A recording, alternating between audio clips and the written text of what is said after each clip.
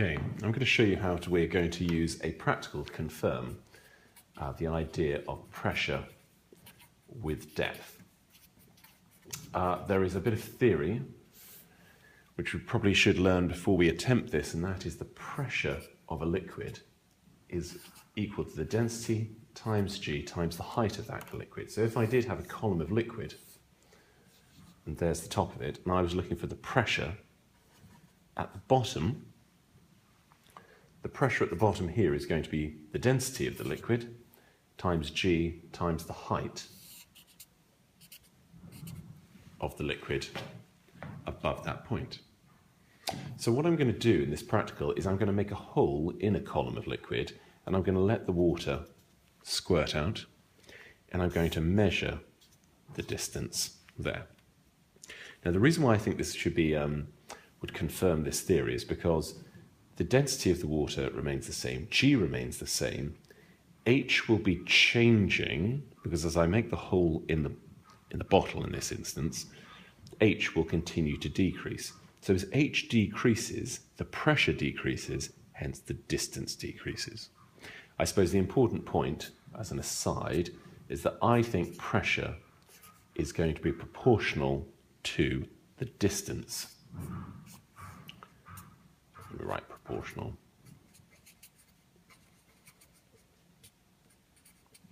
To the distance with which this is squirting out. So a higher pressure, a greater distance. Less pressure, less distance. And that's the assumption I'm going to make. So it's a pretty straightforward practical, really. What I'm going to use is a bottle, and the bottle of water is going to have a scale along the side. So that will give me an indication of the height. And then I'm going to use a tray in order to work out how far the water is being projected into the tray. Okay, so fairly simple setup. I need to get my table of results, of course, and my table of results will always require on the left-hand side, let's see if I can turn this over, it's not too messy. I'll sketch out a rough one here. So they should always have on the left-hand side the independent variable. So which one of these two is my independent variable? Which one am I controlling? Well, this one is the independent variable because I'm going to wait till it gets to a certain point, say 20 centimeters, 18, 16, 14, 10, 12, etc. And then I'm going to measure this one. So D is my dependent variable. So in my table of results, I will want H in centimeters, and then I'll want D in centimeters. And if I have time, I'll want once, twice, 3 times, and take an average.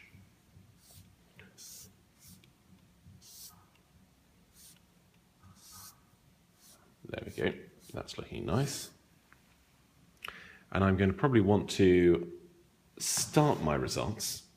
You see here, we're running a height of about 24. So once it's started, I'm going to go from 22, 20, 18, 16, all the way down as low as I can to 2.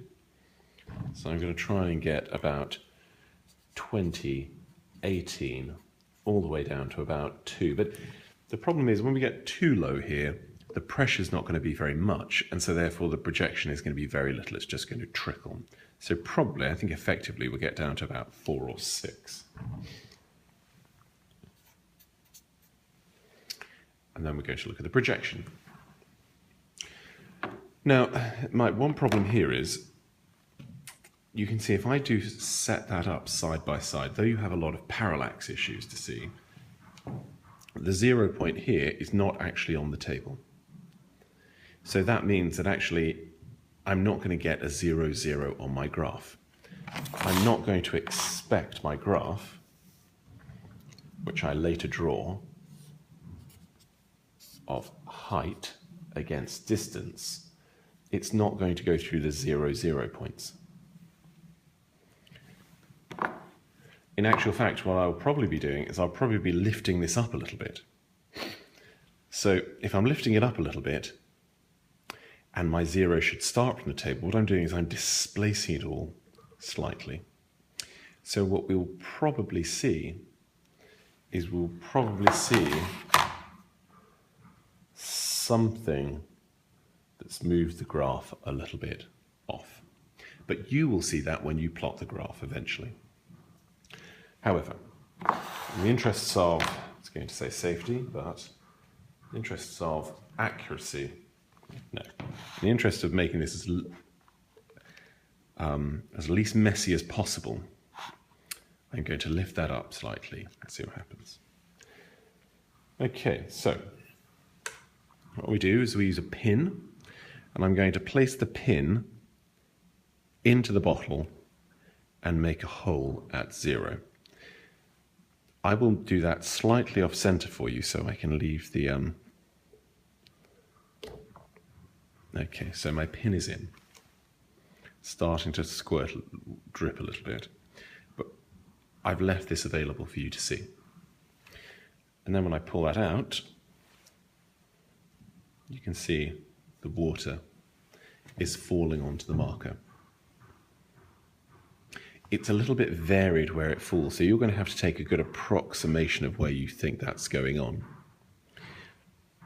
It requires looking carefully, of course, because the water is sort of bouncing a bit.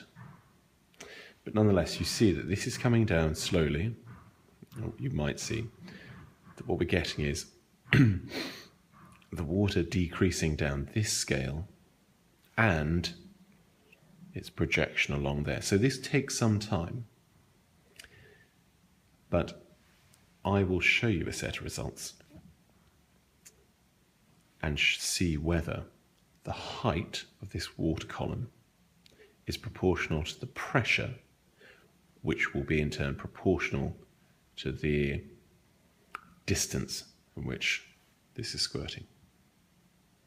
Okay, if you want to see the results, they're down on the link below. Okay, so we've done the practical, got a bit wet and messy, but nonetheless, there are the results. Looking at the height and the distance, I only really managed twice of them because I realized that the distance is being affected by the aperture of the hole, as well as many other factors. So actually, one thing is not as comparable to the other one because there are other factors going on. However, this independently is proportional, this independently is proportional, so I suppose that independently must be proportional as well. But it's probably not worth bothering to get 3 sets of results. Nevertheless, they're results, and hopefully we will look to plot the graph of your independent variable, move that out of the way, your independent variable h against your dependable variable d. It should be a straight line, and it's probably going to cross the axes not at 0, 0, because the bottle was sitting on something, so therefore that was 0. So therefore 0, 0 isn't part of the graph. It's going to come in higher because it was displaced higher from the graph. Okay, the results are lower down on the link below.